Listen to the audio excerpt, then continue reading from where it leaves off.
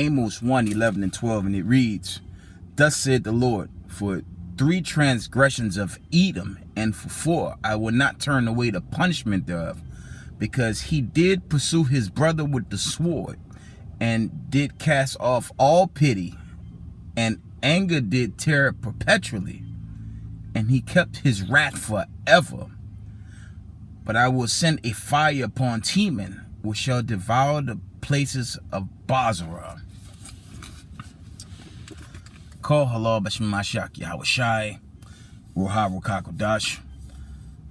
Double honors to the mighty men, the elders, and the apostles in the community, waking up the lost sheep of the house of Israel in these last days. Peace and blessings to everyone doing this truth and humbleness, sincerity. Again, I'm going to say shalom. Let's get through this article, bring out a few precepts, and we end it. Right? Yo, check this out.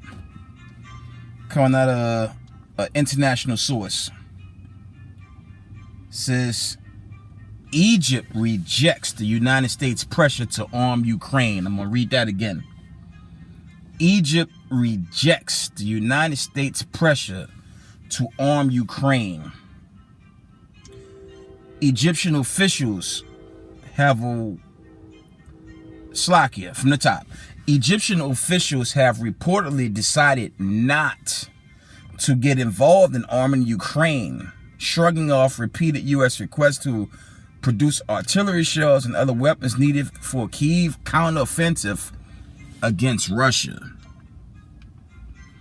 Washington has also asked Egypt to supply anti-tank missiles, air defense systems, small arms for Ukraine, the Wall Street Journal reported on Friday, citing unidentified United States officials.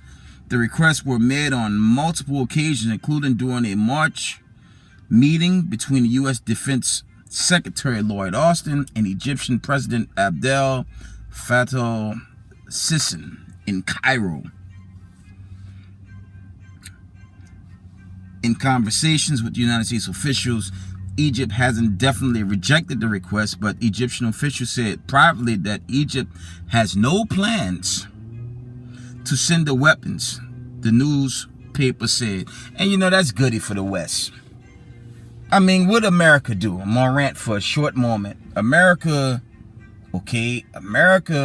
push you to join NATO, do their bidding, bring about their version of a democracy, which is a damn hypocrisy,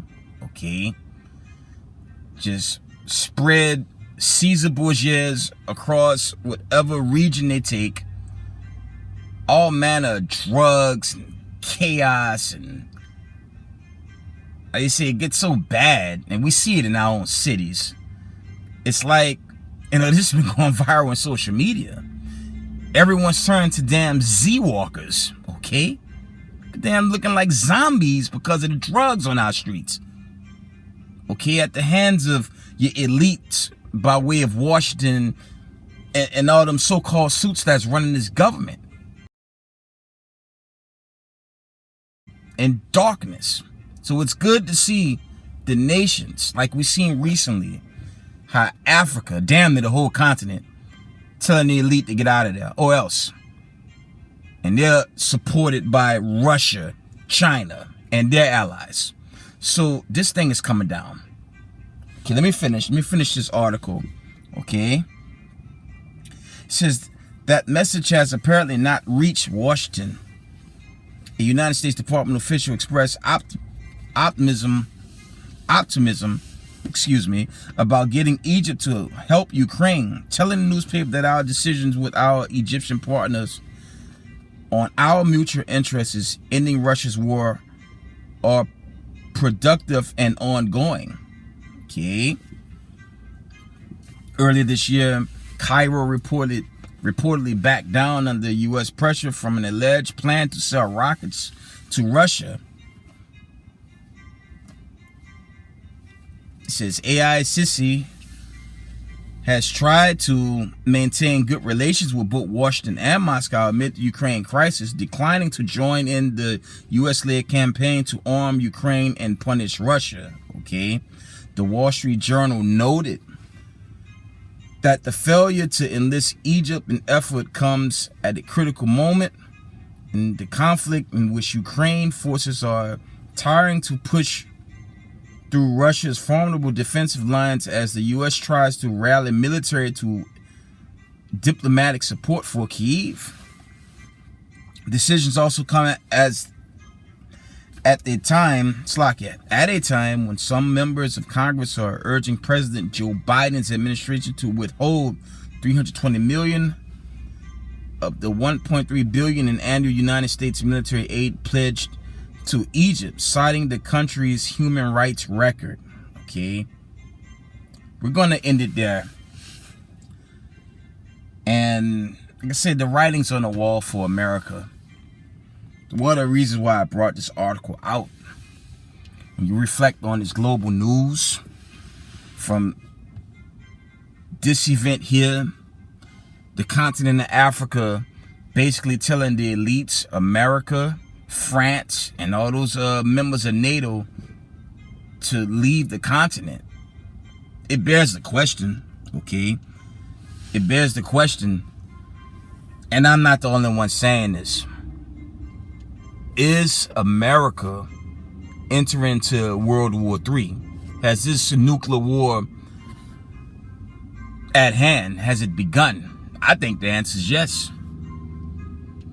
Because it doesn't matter how much wealth or how many dollars the United States can print. I brought that out in the video past. America's not broke. Don't give in to the recession, depression. It's BS. New York State, New York City alone, that's a financial monster. So don't ever give in to the hype, but to the point. America's down on their weapons. They lost a chunk of it in this Ukrainian crisis, and you have other warlike conditions with Sudan. You have those nations in Africa aligning themselves with the Wagner Group. You have build-up with Iran. I did a video past. Iran have hypersonic technology. Only thing I'm seeing is the nations, these BRICS nations, they're setting up to take America. And World War III won't be like World War I and II. It's going to be nuclear. So when America, as we see in America still using Ukraine by way of Zelensky to send drones into parts of Russia. They caused some explosions recently. Okay. It's only a matter of time before this idea of NATO poking the bear, okay, it's going to come back to harm them. Let's get Exodus 15:3. Right? And that's a big deal. All the nations are turning on the West and the elite families. Okay, so you know the time is thinning out, right? And this is urgent for Israelites, chiefly new Israelites in the knowledge of the truth, to just keep the commandments. Israelites that's been in this truth, like myself, just stay in this truth and keep the commandments. Don't fall off, because if you fall off, you will be judged and you will be destroyed. Okay. Exodus 15:3, and it reads, "The Lord is a man of war. The Lord is his name." Okay, and the Most High of Abraham, Isaac, and Jacob is a God of war. Now he a God of peace. Let's read it again. Exodus 15:3. The Lord is a man of war. The Lord is his name. Verse 4.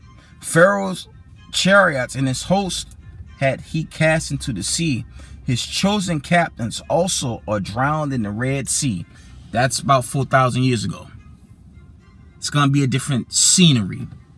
And it won't be Moses to save the Israelites this time around. Okay. It's going to be a very angry Jesus Christ, Hamashiach Yahushai. And he won't be nice and sweet.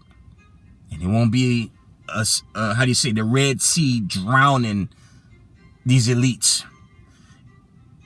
It's going to be, how do you say, the lake of fire by way of them Sarmats after they bombed this place to hell. And America, according to Bible prophecy, it's going to be burnt away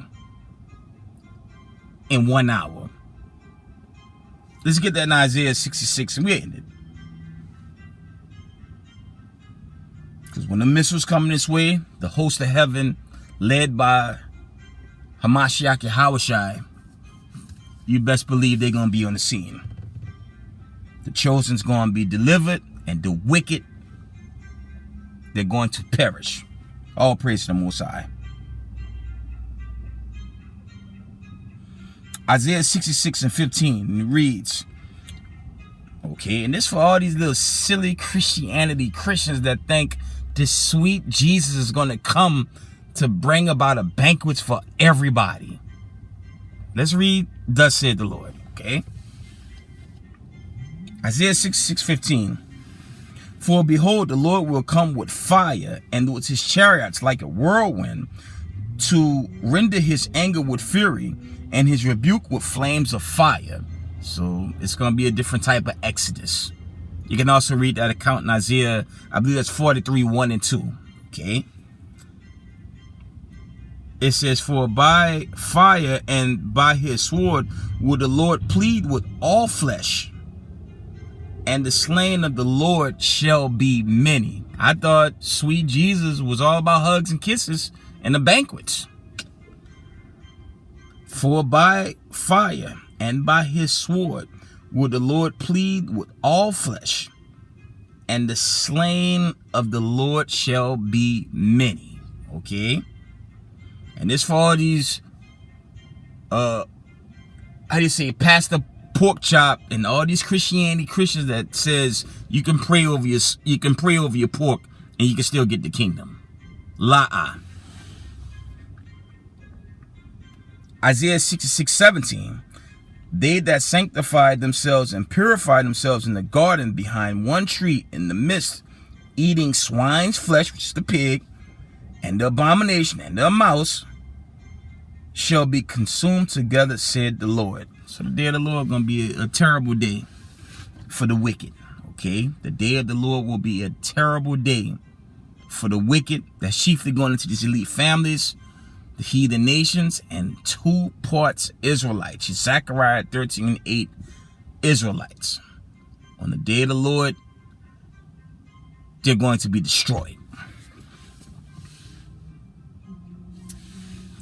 And with that, I'm going to give all praise, honor, and glory to the Most High Power of Israel, Yahweh, Ba'Shem HaMashiach Yahushai. Double honor to the mighty men, the elders, and the apostles in the community, waking up the lost sheep, the house of Israel in these last days. Peace and blessings to everyone doing this truth and humbling and sincerity. Israel, I love y'all. We got next. Shalom.